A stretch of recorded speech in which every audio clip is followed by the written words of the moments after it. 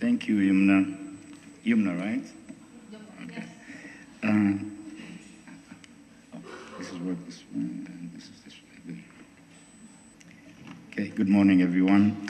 I have really an informal presentation about the design, the aspects of design in Mamluk architecture, whether on the exterior or the interior.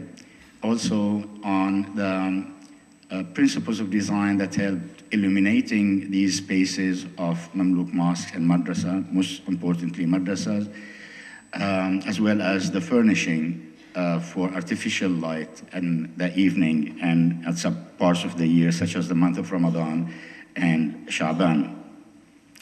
There have been several studies about aspects of light in Mamluk architecture. Most of these studies approach light as an iconographic material related to divinity, relying primarily on the Nur verse, or Ayat al-Nur, from the Surah of Nur, which is number 24 in the Qur'an. Occasionally, some architectural features were discussed to support such notions.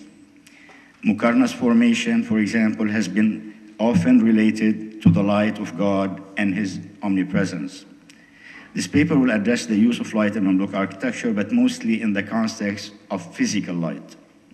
The discussion will include forms in architecture, but mostly in the form of architectural spaces, openings, decoration, inscriptions, furnishings of light, fuel, and personnel who operated these light objects in the buildings. In part, the discussion is based on visual observations and analysis, and others will rely on Waqf documents. And by the way, in Mamluk architecture, there's the word Waqf may come often in this presentation. It is in many Mamluk buildings there was endowments, and the endowments there was a document that really set the physical description of the building as well as the resources of financial support for the building. So this is the Waqf document, and there are so many information in those Waqf documents about various aspects of architecture, and as we're going to see in the light operating in these buildings. So when you hear Waqf, it is the endowment that is set for the building. And then at the very end, I will address very briefly the question of the Ayat al-Nur, or this verse number 35 of chapter 24 of the Quran, because there are some, perhaps to me at least, some new consideration to the interpretation of this ayah. In Cairo, we rely mostly on a very important historian for the architecture of the city. His name is Makrizi. And Makrizi described Cairo in the 14th century and in the 15th century very accurately, because he lived in the 15th century. He knew most of the buildings. And his characterization are always informative to us. In his description of the madrasa of Akbugha, one of the emirs in the Mamluk system, Al-Makrizi makes a distinctive statement about its interior. Here's the exterior of the madrasa of Akbugha, the minaret and the portal. Makrizi first described its minaret and importance in that it is well made, constructed with al-hajar al-nahi, it's an Arab word to indicate a description usually reserved for nicely dressed stones, sometimes colored. He also credits it that it is the second minaret in Cairo built in stone. And furthermore, we learn from his statement about the name of a famous architect during that period, his name Ibn al-Suyufi, who built another mosque. And so it is a really substantial piece of information that he writes. However, Makrizi's positive tone changes when he writes about the building's interior.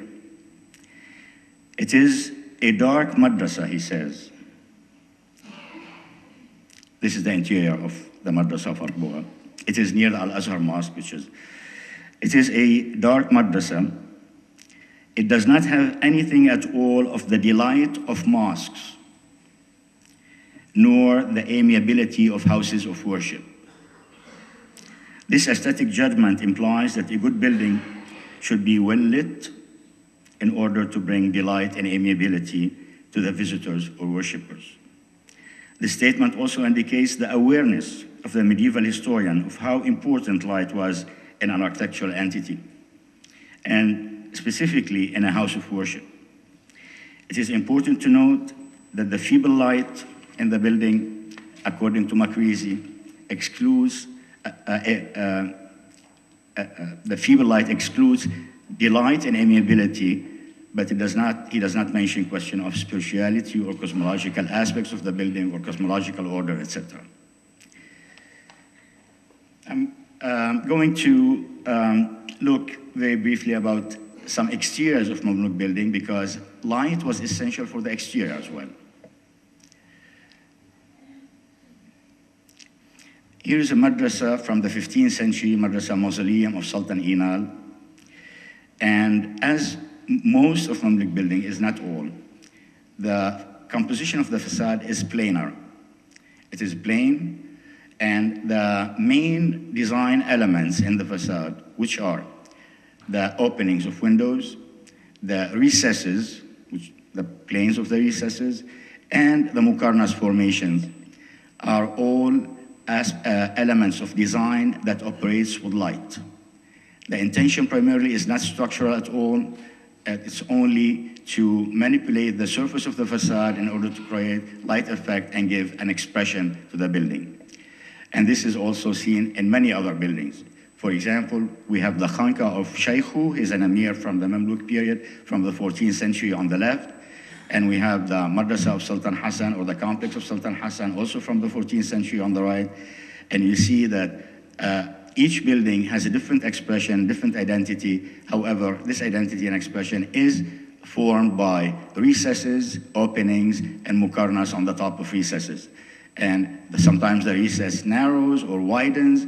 The windows include one single rectangular window, or sometimes you have a double light windows with an oculi with an oculus on the top.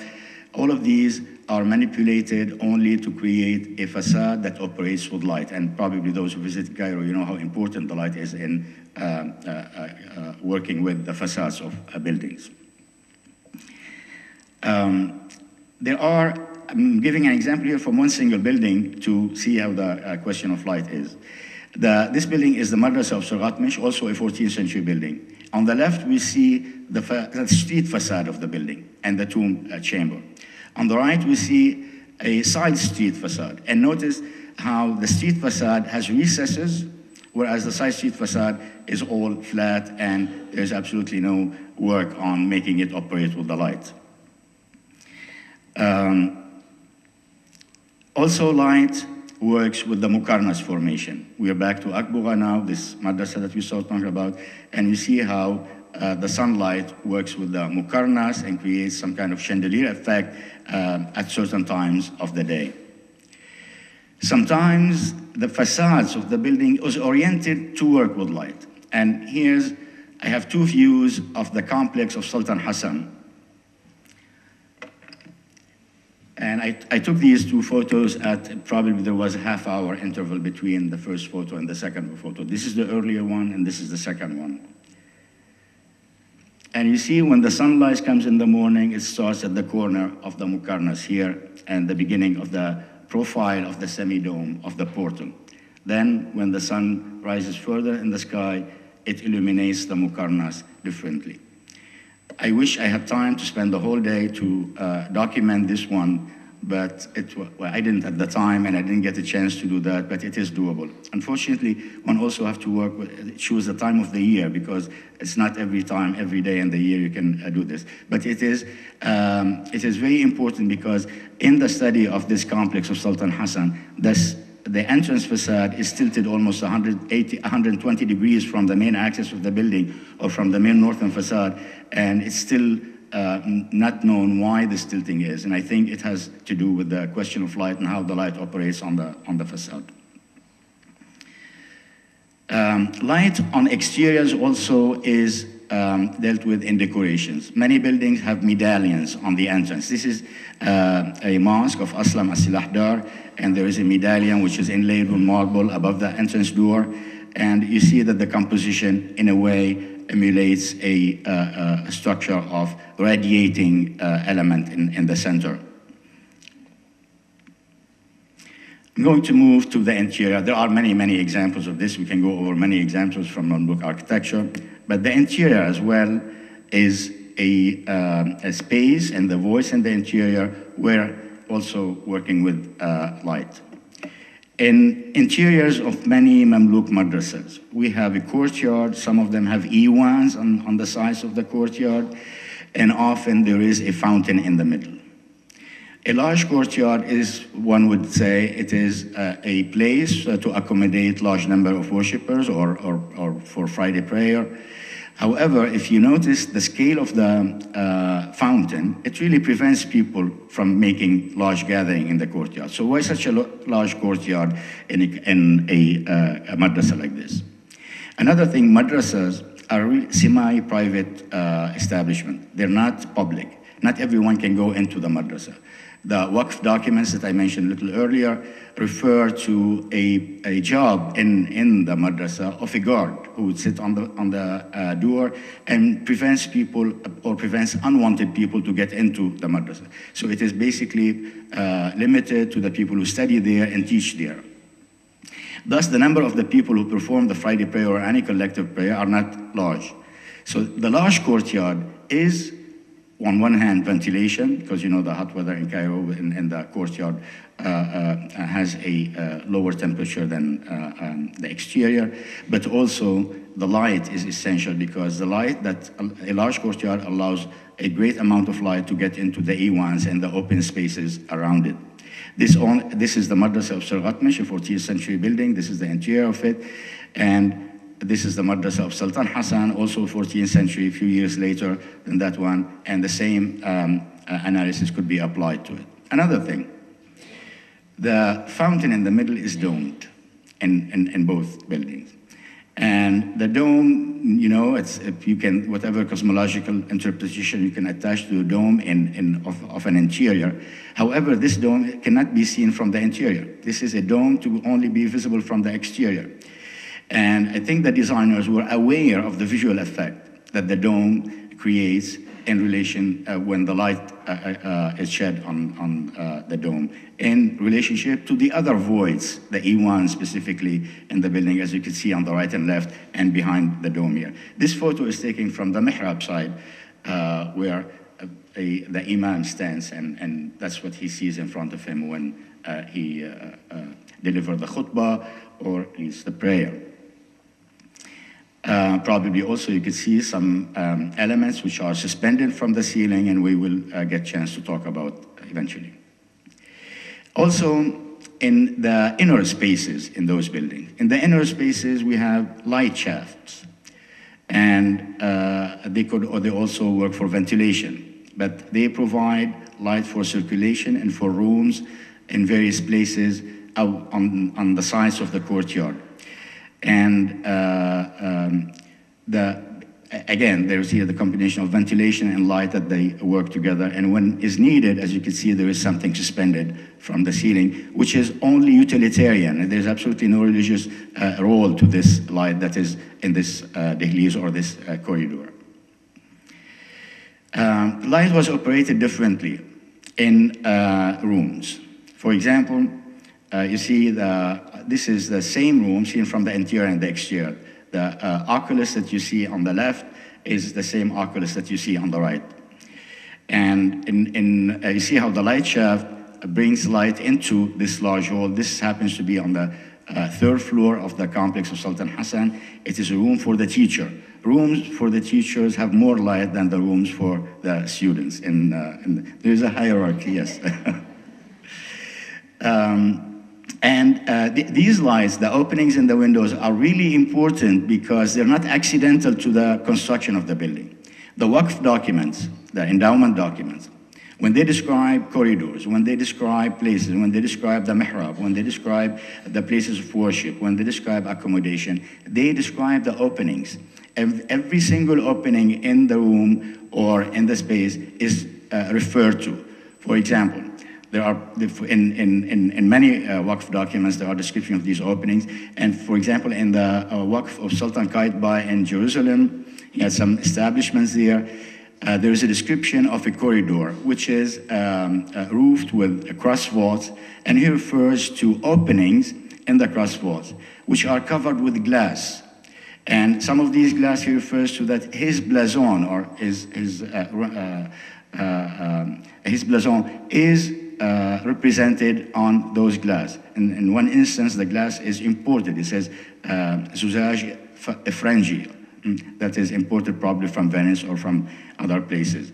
So the openings that bring light into the building are considered as an architectural element and as important as every single element in the building. And that is we see from those Waqf documents, which are, by the way, some of them are written after the facts, after the building was completed, but some were written before some parts of the building were completed. So they envision what the building is going to look like or be designed like. In some places, light intrudes on the spaces. For example, here we have the courtyard of a mosque, of Al-Maridani Mosque, also a 14th century mosque, when in the afternoon, see to the left here, to the left-hand side, where we have this wooden screen, which also, there are many wooden screens which are mentioned in the Waqf document. The Qibla wall is on this side, so the worshippers direct their faces toward Mecca, toward this side. In the afternoon, the sun comes from the right-hand side, and the light will be very strong inside the place, so they develop this mashrabiyya-like. So the mashrabiyya here is not to bring in light, but rather to filter the light and make it less intense than it can be. Inside the Mamluk buildings, there are many decorations in various places, in tomb chambers, on the mihrabs, and those decorative panels, some of them are related to light. For example, here's the interior of the complex of Sultan Hassan, the tomb chamber of the complex of Sultan Hassan. And I would like you to pay attention to these. This is the mihrab, where we're going to see some detail of an image of this semi-dome of the mihrab. But these are the other sides. So the mihrab is on this side, and this is the northern side of the tomb chamber, where we have a window here. We have here a bookcases for Qur'an manuscripts, and the top of it has this light design, if you want to see, with rays emanating from the center. Also the windows, these are open to the street. Also we have those juggle voussoirs, which indicate some kind of imitation or metaphor of light rays. So light is not only on the side of the Qibla side. It is in various places, and we'll see probably a possible interpretation for that. This is a view of the mihrab, and you see the juggle voussoirs here, which have a light imitation possibility or metaphor similar to those on the mihrab, similar to those on the other window. This is a window that also overlooks the street, but they close it these days. And we have the mihrab. Before, on the other side, the mihrab is on this side. This is on the eastern side. So this is the southern side, where we have this panel. And if you remember the panel that we just saw in the Mosque of Aslam al-Silahdar, which is on the exterior, it's not identical, the pattern is not identical, but it has the same concept of composition, where we have a central unit and some forms propagate of it in the form of elements that could be metaphors for light. This is the mihrab of the mosque in the complex of Sultan Hassan. Again, we have here a formation. You'll see the details here, where we have the word of Allah repeated 3 times, rays coming out, meeting the juggle voussoirs, and as if the light coming from here to top. Often here, there is a reference to that this is the light of Allah, but we have to pay attention here. The word Allah is written 3 times, not 1 time. And there is something here other than Allah that may be involved. Not as, in addition to Allah, no, but my interpretation of this, we have 2 doors on either side of this one that lead to the tomb chamber of the donor of the madrasa. So this may be reference to the other doors on either side, to this one and to the one on the right and one on the left. This is a view of the tomb chamber mihrab. And so often in scholarships, many people associated those rays with the divine light because of the presence of the word Allah.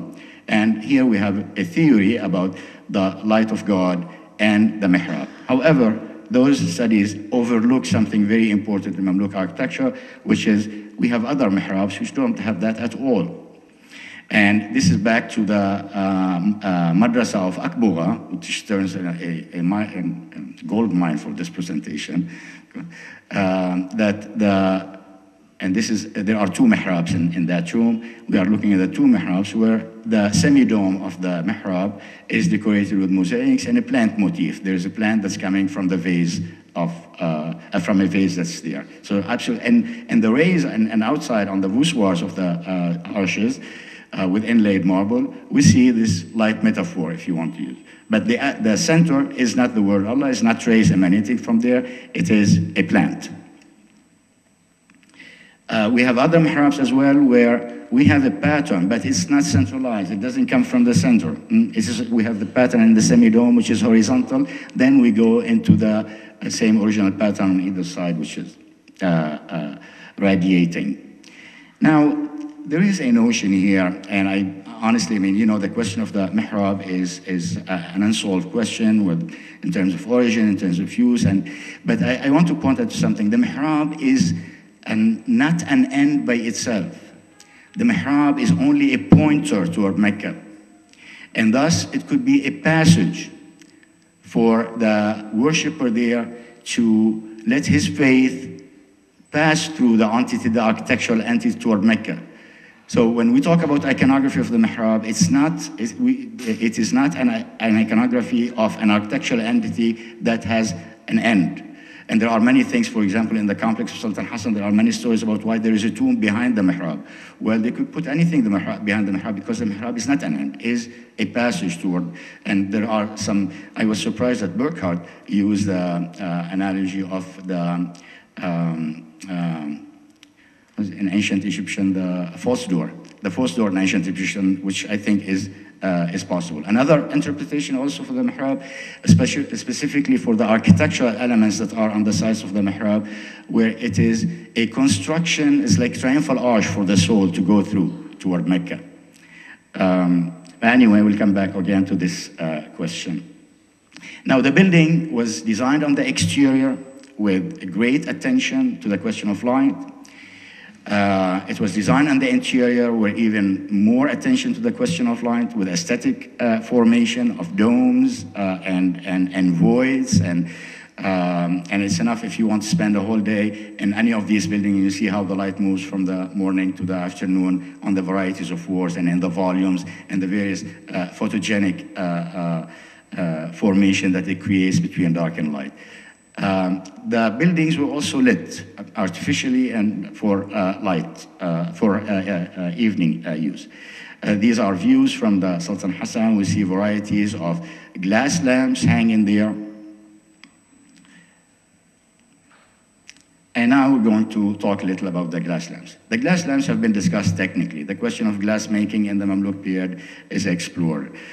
Even there are many articles about the question of the inscription on the lamp, because these lamps, many of them have inscription. As a matter of fact, the majority of them have inscription, only few have only decoration. This is glass lamp from the time of Al-Nasir Muhammad, also almost the middle of the 14th century. And you see that in the lower part here, Azzun li Mawlana Sultan, Al-Malik, etc. So on the lamp, there is an inscription that refers to the donor. It's not necessarily religious, it is an inscription that says this man commissioned this lamp. And here we have another one, which is made for an emir of, he's not a sultan, his emir Ahmad Mehmandar, and again, his name is here, and on the top, we have the verse of light. And here we have his blazon.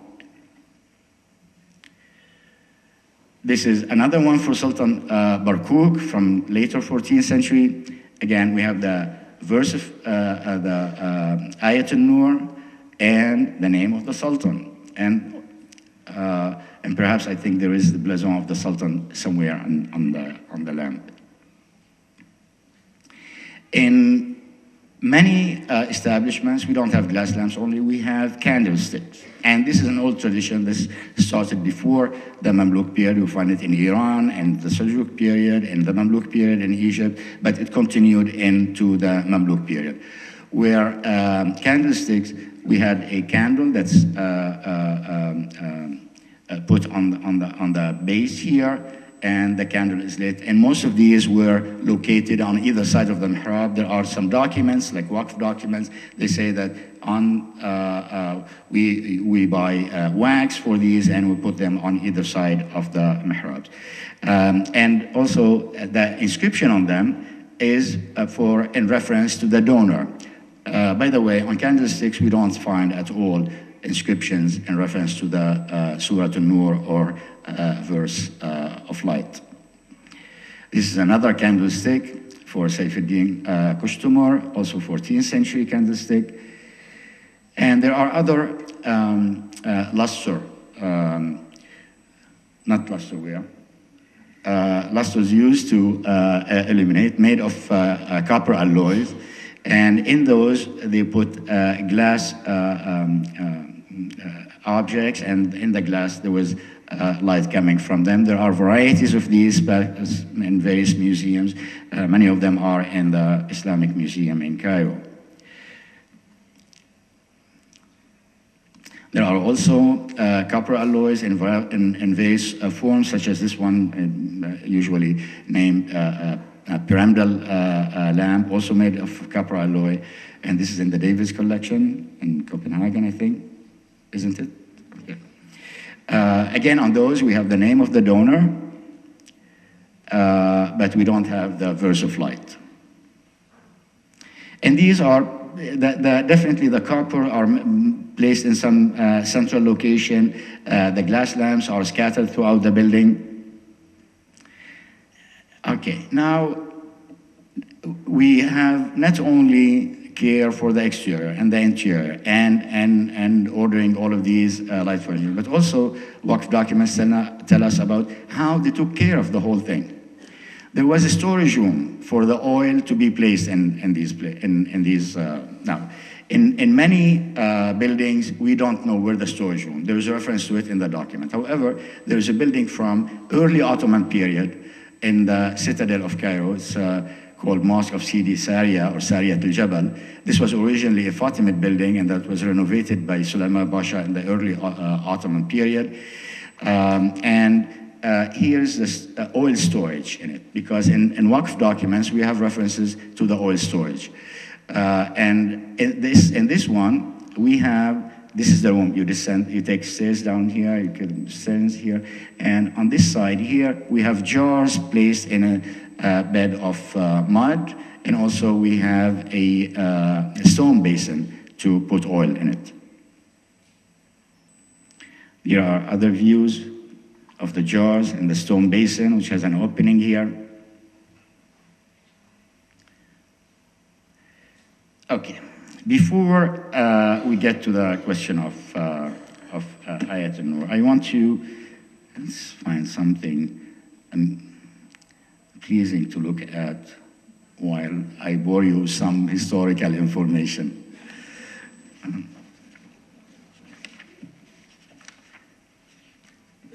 Okay, oil. These lamps were fueled with oil. Oil was used to light a glass lamp and suspended metal light furniture, not candlestick, definitely. In building with rich endowment, olive oil was used, olive oil. Nevertheless, some other kinds of oil were included in the supply list of the edifice, including sesame and linseed oils. Perhaps olive oil was used to light the lamps, and the other oils, which are cheaper, were meant for personal use. This is just a perhaps. Provisions were allocated for the yearly consumption of oil. In some documents, the quantity of oil was left to the discretion of the superintendent of the endowment. In the complex of Sultan Hassan, the superintendent should provide all what may be needed of good oil. Good oil, the Arabic expression for that is zayt tayyib, and we'll see that this word is used in the Quran. We'll see in how. So good oil is in reference to that. Provision should be distributed daily to each of the students, residents in the madrasa, and the employees. Also, whatever is needed to light the lamps, masabih, in the tomb chamber, the mosque, the 4 Iwans, the madrasas, the minarets So someone mentioned yesterday whether the minaret was illuminated or not. It was. We have in the documents, they describe and for example, Al-Ghuri, in the complex of Al-Ghuri, there is a reference to some kind of poles coming out of the minarets to hang the lamps on them. And also in the complex of Hassan, there is a reference that provision was set to light the minaret. And in addition, there are some description of travelers in the 16th century who saw the minarets lit. In the madrasa of Sargatmish, it was up to the superintendent of the endowment to determine the amount of oil needed yearly, but the documents specify the quantities allocated for students. In the Waqf documents of Muayyad Sheikh, the oil should be provided regardless of its cost. In the Waqf documents of Ashraf Barsbai, 2,000 dirhams monthly were spent to purchase oil. And wax, also the same thing. There's allocation, how much you buy wax, and you know the wax are for the candlesticks to be placed around the mihrab. And we have the storage. We have also something very important the documents tell us about, nothing else would tell us about other than the documents, the personnel who operated that. There was a specific job in the establishment. In Arabic is waqad. Waqad is the person who cleans the lamps and operates them, meaning put the oil, clean them, remove them from where they are, take them to where they're supposed to be suspended, and so on. And this person, there's a description for the job. He has to be a trustworthy person and trained to do this, meaning there was a profession of how to deal with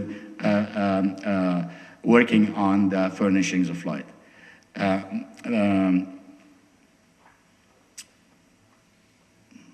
forgot what's the sentence, it will come.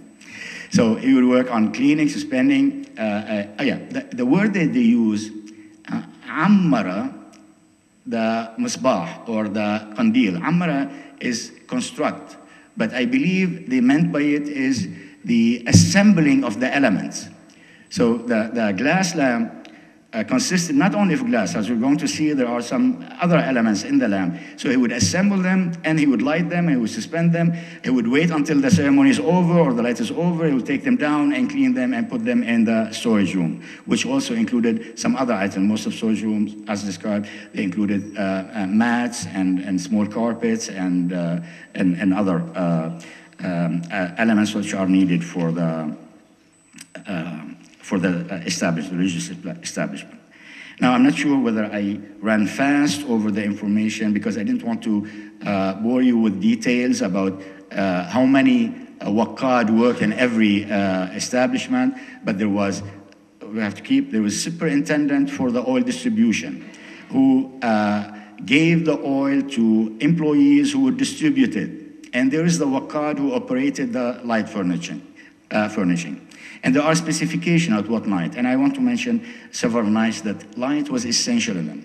The middle of Sha'ban was a very important night where the establishment was lit all night long because there is a hadith, even though it is feeble, they say, it's not a strong hadith, that refers to that at that night, the sky, the heavens open. And for those who stay up all night within a lit place, they can communicate with heaven directly. So this is, and the angels hover over the earth and so on. Also, the last night of Ramadan is very important to stay up all night with light. So in the document, we see that there is, for example, you spend 50 dirhams a year, but on those nights, they increase the budget for the use. After talking about this physicality, the physical aspects of light, whether in architecture and light furnishing, I would like to address the question of the verse of light. You know, the verse of light, it was mentioned yesterday and discussed extensively by Professor Graham with interpretation up to the 10th century, I believe 10th century. And I'm glad that he stopped at the 10th century because he left me some room to deal with the 14th century interpretation. Usually in art historical texts, in modern art historical texts, the word, by the way, the verse is where we have the first, emblem of our conference comes from the first few words in it. Allahu nuru samawati wal ard, mathalu nurihi, meaning the parable or the symbol, or there are various interpretations of the Quran, the symbol of this nur, or the parable of this nur, is like a mishkat. This word, we have to deal with it. We'll see that there are also various meaning to this word, like a mishkat. In this mishkat, there is a misbah. Like a mishkat, in this mishkat, there is a misbah in a glass. So both of them are in the glass. Various interpretation of the Quran mix the whole thing, or makes translation, or even interpretation. And even nowadays, the word mishkat describes the whole object. But it's not so. Neither the verse says that, nor, as we will see, the interpretation of Ibn Kathir says that. Nowadays, for example, there is a publication of Egyptian Journal of Islamic Archaeology, and it's mishkat, and this is what they consider a mishkat, and you see it used variously. I am showing you this. Professor Hillenbrand showed this yesterday, and unfortunately, he was better equipped than I am, because he showed the detail, which I don't have. He showed the detail, and we see the glass lamp.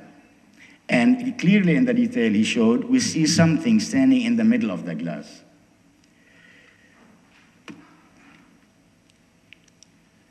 So I went to Ibn Kathir. Ibn Kathir is a 14th century historian and tafsir writer in the 14th century, which means he lives in the time of the Mamluk period. And as a matter of fact, no matter when you live as a believer, if you're not a scholar in Islamic studies, if you want to understand the Quran, you go to the tafsir book to explain the Quran for you. And tafsir courses were given in all madrasas. So it is a field of study. So I took, if he wrote in the 14th century, then he may be reflecting the general understanding of the Quran in the 14th century.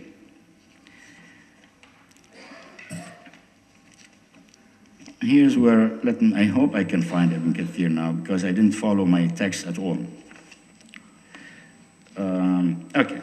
Ibn Kathir states that the Nur verse is about the faith, Iman. Professor Graham mentioned something, one of the interpretation yesterday. In the heart, Sadr, of the believer, compared to the light of God. So the verse is, Allahu nur as-samawati wal ard, this is the light of God. But the rest is talking about the faith in the heart of the believer, not the light in the first two words. When faith is pure, it is like the light in a transparent glass. This is what Ibn Kathir says. The oil is what maintains the permanence of light. Because they talk in the verse about the olive tree, neither of the west nor of the east, and we'll see the meaning of that.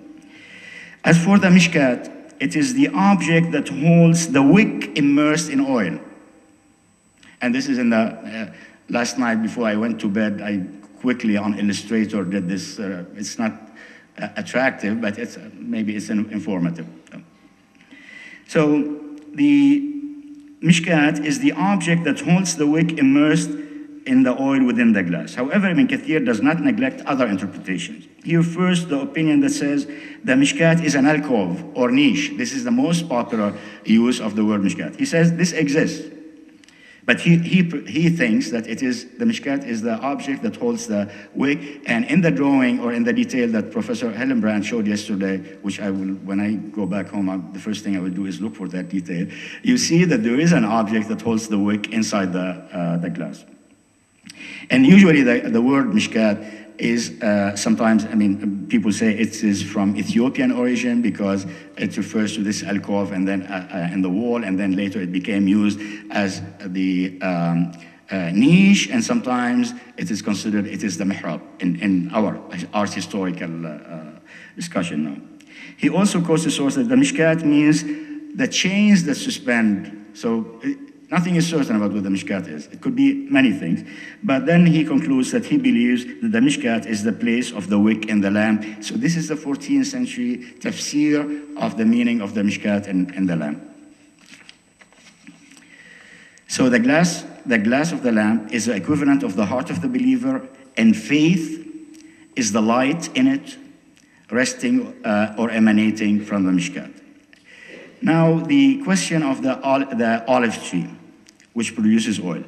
Ibn Kathir says, in reference to the olive tree, which is neither of the east nor of the west, he says that for an olive tree to produce pure oil, it has to be exposed to the sunlight throughout the day, which means it shouldn't be covered from the eastern side or from the western side. And that is the meaning of the neither of the east nor of the west.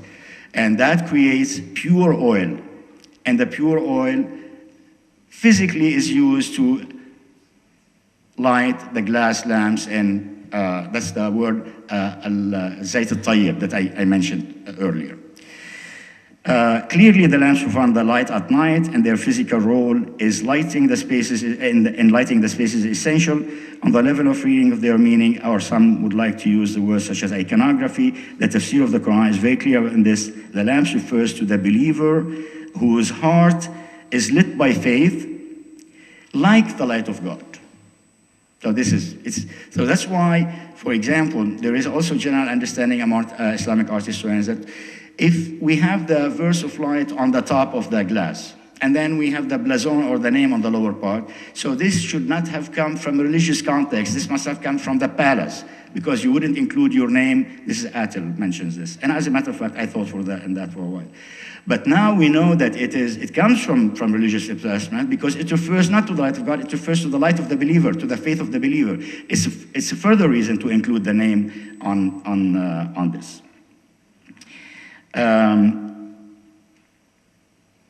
And let me see, where's...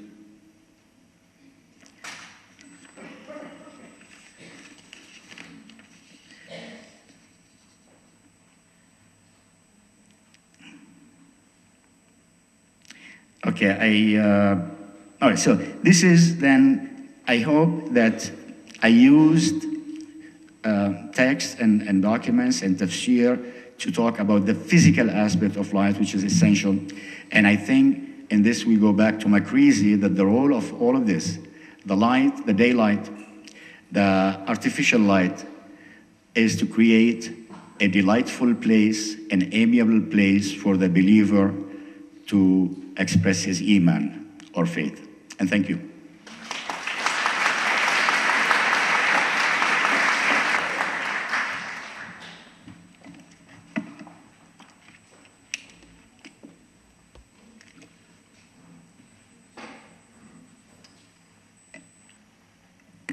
Thank you, Rim. Members of this audience would probably not be all too dazzled and mesmerized when they go to observe a National Day celebration during which a fireworks show is put on during the night. No doubt, a fireworks show would in fact always aim at a visual overwhelming of the onlookers. Still, however complex and sophisticated the fireworks show may be, unless it is the first time you are witnessing it, I would think you will not be all too startled or hypnotized in our day. Clearly, our perception of fireworks is due not only to our being accustomed to the probable imagery of fireworks, but also to the technology with which pyrotechnic displays are enabled.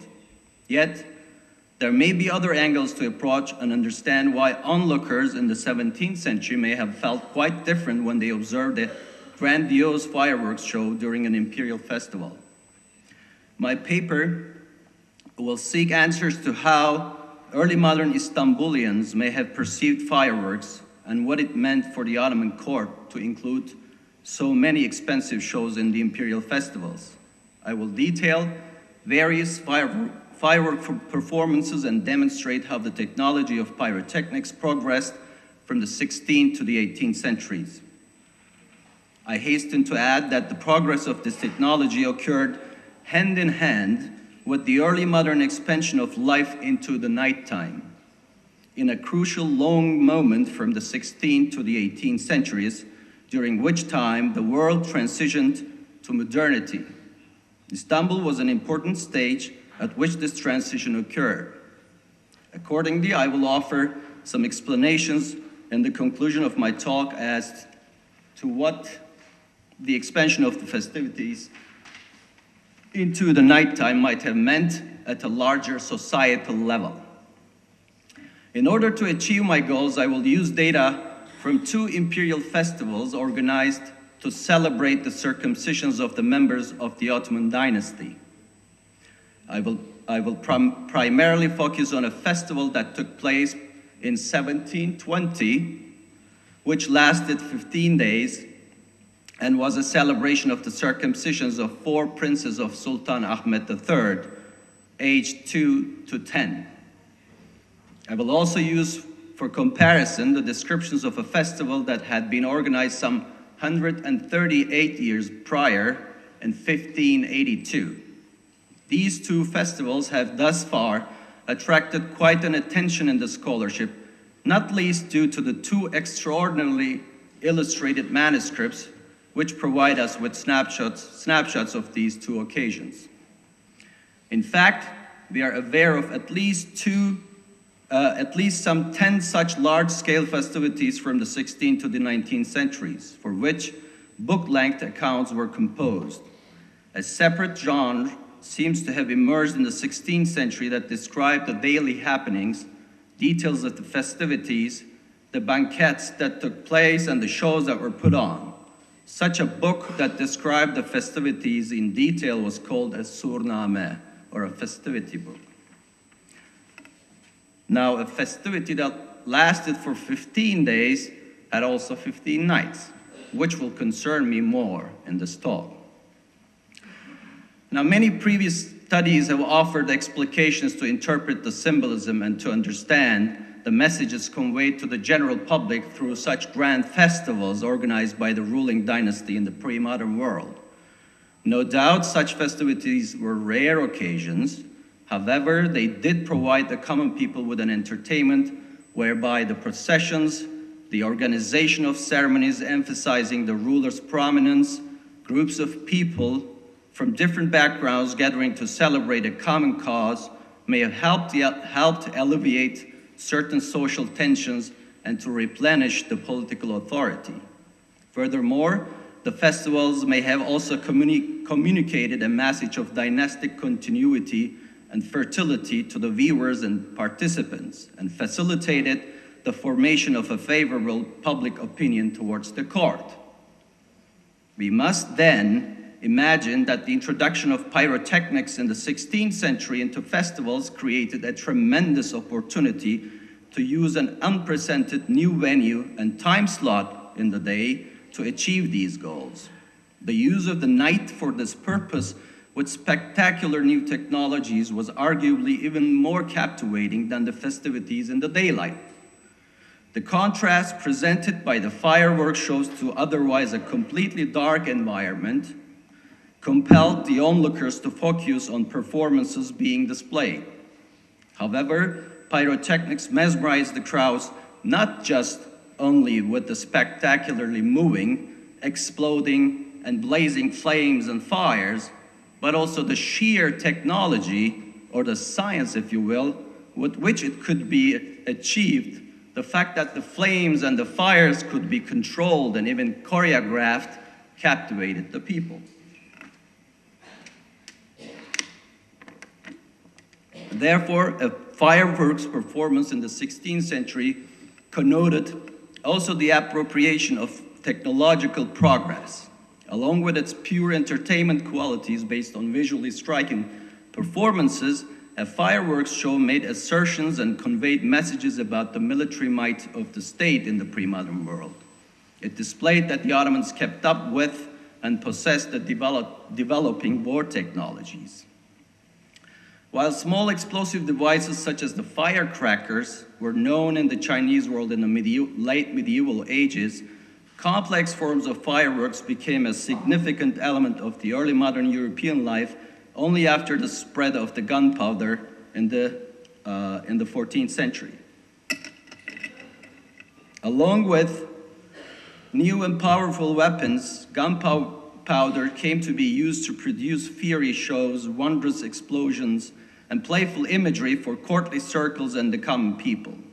One tends to take it for granted, but the practical knowledge to manufacture this These artificial fire shows required diverse skills, ranging from chemistry to artillery, from architecture to poetic composition, as put by Simon Werrett, who recently studied the history of European fireworks. The darkness of the light allowed for a striking utilization of light-emitting substances in several combinations of varying sophistication. Instantaneous and loud explosions intermittently accompanied the light shows to create an awe effect. I would like to present 3 distinct show techniques used in the Ottoman festivities that involved light emission. The new techniques were introduced to the festivities with the advancement of the relevant technologies from the 16th to the 18th centuries. The night performances ordinarily started after the sunset with a choreography of weak lights, such as candles, oil lamps, and torches.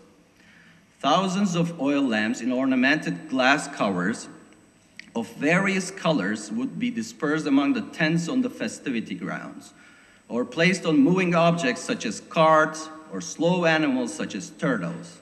A group of singers called the Akkam, with torches on their shoulders, would chant songs in praise of the Sultan. If the celebration that day took place near the sea, hundreds of illuminated boats would be let on the water. Now, unfortunately, I have no good picture of a scene of weak lights. That was not the most striking scene, so they didn't illustrate it in the 18th century. But I can only show a few objects that were created with weak lights, such as the Stars of David and things like that. Calligraphic writings or images formed with oil lamps on nets strung between high poles received lots of praise in the surnames. The written descriptions and miniatures indicate that the pictures, which were made with color lamps, included cypresses, as you can see here or here, palm trees, Stars of David, and many more images. If we put the imperial festivals aside for a moment to get a broader picture, a rather low-budgeted celebration on other occasions would also ordinarily have oil lamp illuminations. Now, oil lamp and torches had evidently been around and used in festivals for the longest time. But however sophisticated the design and choreography created with such weak lights may have been, it was after all a static illumination and not a lively performance per se. Hence, could not have possibly kept the spectators focused and entertained for a long period of time at night. After the spread of gunpowder, but before the technology with fireworks was advanced enough, the strategy to enliven the festivities was to fire a few rounds of rifles and cannons. Rendered at Top Utufeng Shenli, or cannon and rifle celebrations, this method was still a common practice in the 17th and 18th centuries in small-scale celebrations in fortresses, provinces, and at the stations of the pilgrimage caravan. Depending on its scope, a cannonade performance could turn out to be on the expensive side, but it required almost no preparation and provided an awe-inspiring sound complement to the weak illuminations. Though there is reason to believe that bare firing of cannons and rifles was viewed a bit a coarse type of celebration by the court and were used sparsely in imperial festivals.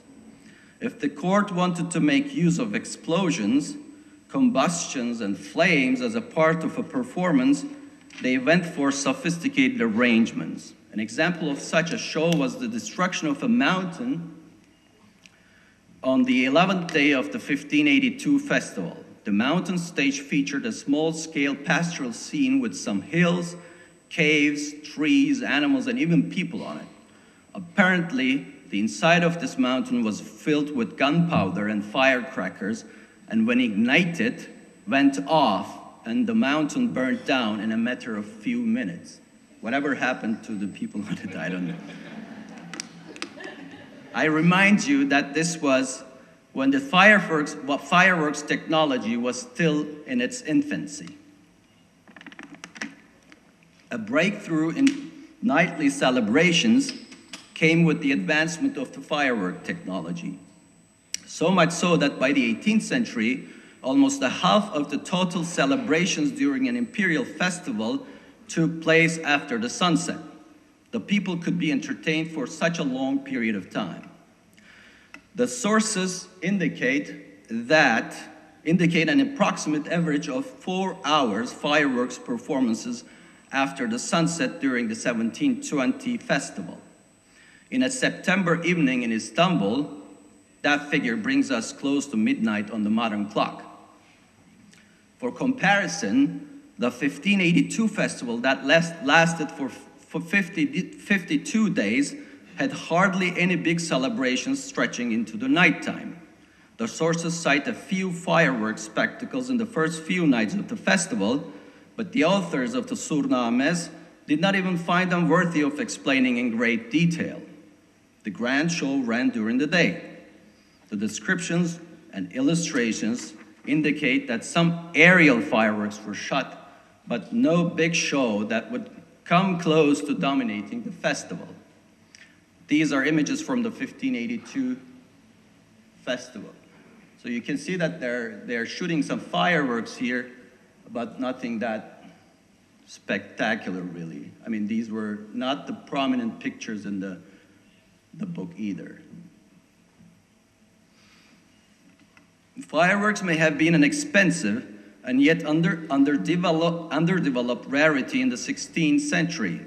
But already by the mid-17th century, the technique and its use in celebrations became so commonplace that the masters of this craft steadily had to invent new fireworks to be impressive in grand festivals. The 17th century traveler Evliya Çelebi mentions some 50 technicians of the armorers division of the Imperial Army with some 18 workshops in Istanbul. A steady search for innovative fireworks with original effects becomes apparent in the sources. Most of the fireworks craftsmen were members of the armorers division. They seem to have prepared the standard fireworks devices in bulk, but the artistic choreographies and new inventions were not necessarily carried out by these individuals. With fireworks becoming an elaborate display, a very skilled group of craftsmen who viewed these shows as an artistic creation emerged. In Europe, fireworks masters from various regions preferred different techniques and compositions, and many of them traveled to princely courts to offer their skills for use. I have not been able to locate any Ottoman source that mention European technicians working for the court. However, John Cowell, a clergyman who spent some time in Istanbul in 1675 and witnessed an imperial festival, mentions two renegades, one of Dutch and the other of Venetian origin, designing the fireworks shows. It is quite likely that the different techniques and performances in Ottoman festivals were designed as a result of close contact with the developments in European pyrotechnics. The fluidity of knowledge and techniques in pyrotechnics is a good example for the transmission of knowledge in the larger Eurasian region. New technological developments were much revered in the semi-enlightened absolutist courts of the 18th century. Peter the Great of Russia, for instance, was fascinated by pyrotechnics. It was suggested that his involvement was not simply for pleasure, but part of an effort to teach civility to Russians. We should keep in mind that all such activity in the festivals was reported by the envoys who had prominent seats at the imperial festivals, back to their courts and governments. Based on Evliya Çelebi's remarks, the traveler, we can suppose with some certainty that fireworks had been perceived as a European art and craft in the Ottoman lands until mid-17th century. While praising the Cairene masters of fireworks in 1670s, Evliya refers to fireworks as being typically a European entertainment or technique. Make no mistake, when he says that the art of playing with fire, ateşpazlık sanatı, or pyrotechnics, was typical of the Europeans. When he says that, the context leaves no doubt that he was aiming to express admiration for the skills of the Damascene and Egyptian fireworks masters, who had by then developed their skills impressively. Now back to the 1720 festival.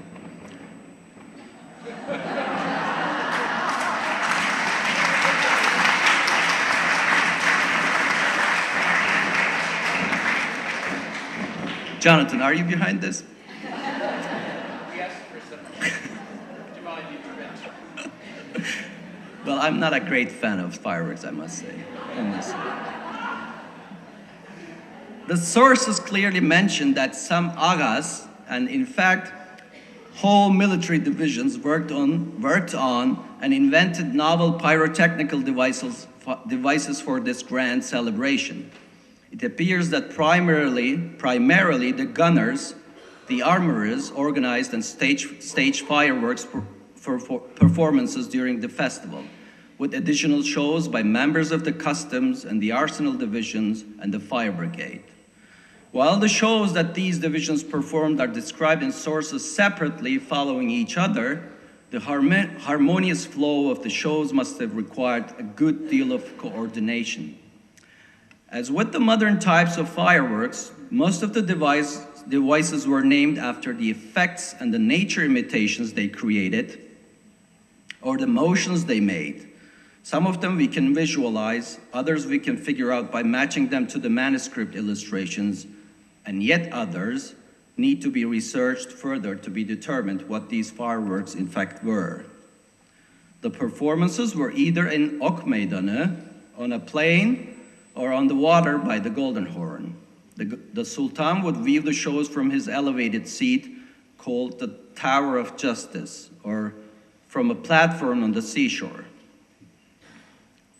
Many of the shows on the Golden Horn took place on large rafts to hold heavy devices and a number of performing artists and technicians and musicians.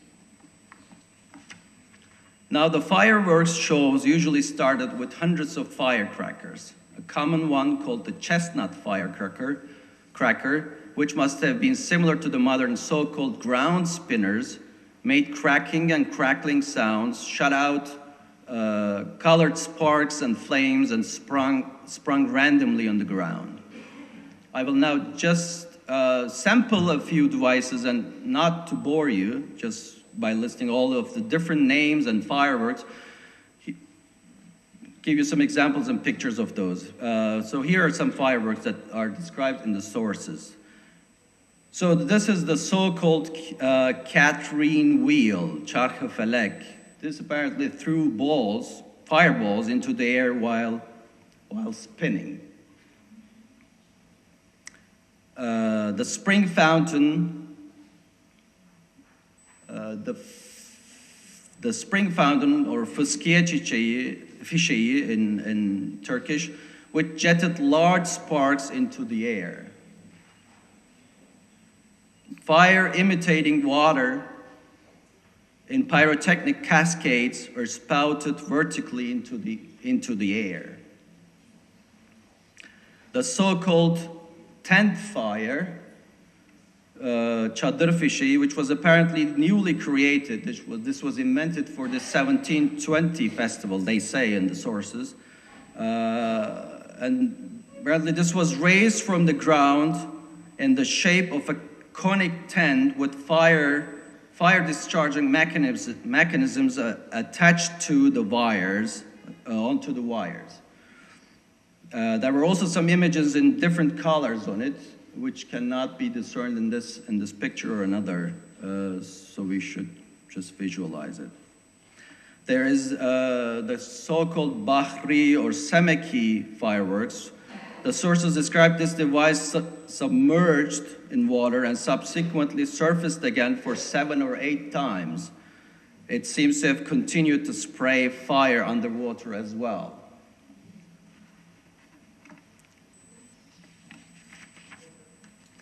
and more fireworks of various colors displaying figures such as cypresses, palms, and other trees, ducks, roosters, horses, snowballs, jars, stars of David were shot in addition to hundreds of straightforward rockets.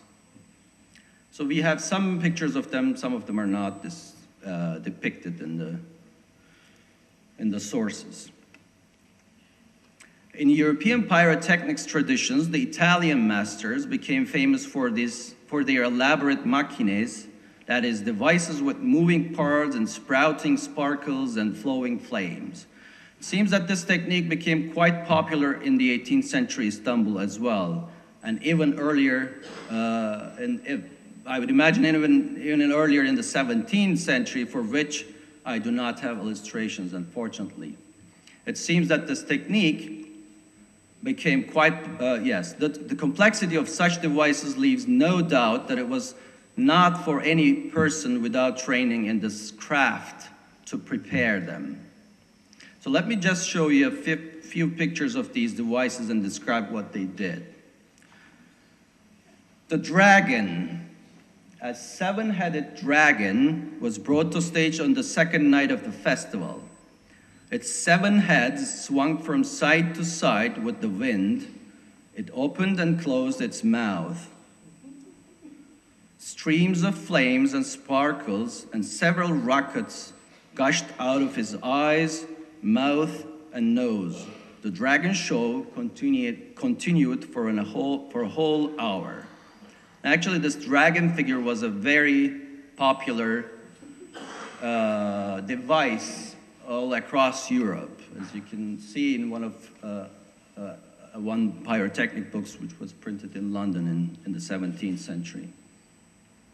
But the dragon was used even in earlier ceremonies, but it gets complicated and more sophisticated, how it sprouts the sparks and everything. There was a stork the same night sitting on the top of a structure that dispersed flames. When the stork's bill was ignited, it started to spray flames and produce loud clacking sounds. It apparently burned up at the end of the show. Most of the shows end up with the device destructing itself, like Mission Impossible, I guess. The elephant, a device that looked like an elephant, it's not an actual elephant actually, with a carriage positioned on its top and 3 people sitting in it, dressed like Hindus, came on stage on the 8th night of the festival. Flames and other wildfires were sprayed from its trunk, which made loud noises. The giants, there were several figures of giants used during the day and night festivities. All of them featured some moving parts, made loud sounds, and those during the night also had many fireworks devices attached to them. One giant scary Persian with about 700 sprinkling firecrackers on it moved as if it was a live person. I quoted from a source. So finally, I should mention that actually live animals and people were used in shows involving fire and fireworks to create some sort of bewilderment among the spectators by frightening them. Necklaces made of firecrackers were hanged on to hound dogs, and after igniting them, the animals were let loose among the people. Some shows came close to slapstick comedies, really. In a very bizarre show, a few mutes were put in a rotating tower, which was then set on fire by some fireworks. Again, if you're wondering, the fate of these men is not known to me. So I will just offer some concluding remarks to finish my presentation. The pre-modern world was fascinated with marvels and wonders, ajaib ve garaib. be it in faraway places or right before their eyes. The processions of the various classes of the society, such as the military divisions, the guilds, and the Sufi orders, were a standard feature of the Ottoman festivals. But the festivals also included spectacular shows by acrobats and magicians and the display of curious animals, which were viewed and described within the framework of ajaib. There's reason to believe that fireworks were perceived as curious and strange marvels in its earlier stages and conceptually tied in well with some of the other parts of the Ottoman imperial festivals. Therefore, the Ottoman authors referring to the fireworks as magic, marvel, or an act of devilry may have been just more than just a figure of speech. In fact, in Europe too, the fireworks were considered a skill between magic and craft in the late 16th and early 17th centuries, and even appeared in some magic books. The fact that such a strikingly marvelous spectacle could only be performed by the court must have added an extra layer of prestige in the eyes of the people. During the course of the 17th century, however, fireworks became rather commonplace. One could reasonably assume that the crowds gathering for nightly entertainments were no longer awestruck by the mere technique of the artifice or a modest show of firecrackers. Not only someone in Istanbul, but those present in major fortresses or at the stopping places on the caravan roads could witness ordinary fireworks during celebrations. Hence, there was nothing devilish or incomprehensible about the application of the device any longer. Not wanting to give up such an impressive device in the imperial pageants, the court now made use of the fireplace not only with more technologically sophisticated fireworks, but also strived to stage dramatic performances involving light-emitting substances. One can comfortably say that this development with pyrotechnics occurred simultaneously with many courtly centers in Europe. However, the expansion of public life onto the streets into the nightly hours from the 16th century onwards was a part of a larger societal change. Indeed, an important chapter of the story of modernity. Nocturnalization is a term offered recently for the ongoing expansion of the legitimate social and symbolic uses of the night in early modern Europe. The opening up of new secular spaces in the Ottoman lands, primarily through the coffee houses, was labeled as the conquest of the night.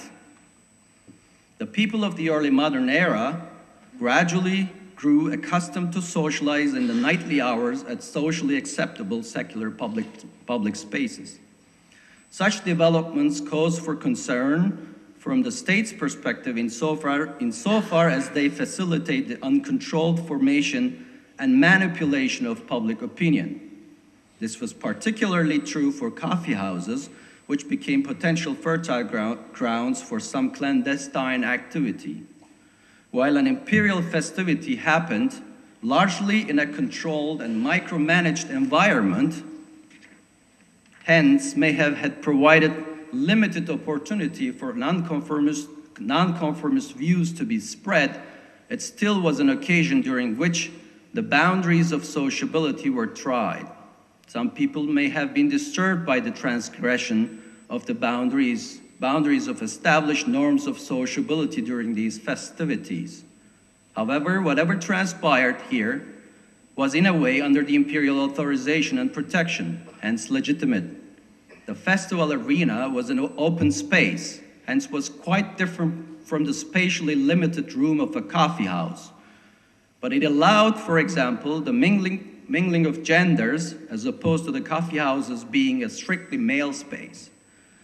Such a stretch in the boundaries of social norms was tolerated because the event was understood as a temporary and not a continuous breach of norms. It offered a relief for many from the rigidity of the everyday life. No doubt, imperial festivals had been celebrated for a long time. What was different in the early 18th century was that the celebrations now expanded into the nighttime. And the use of various versions of light was a critical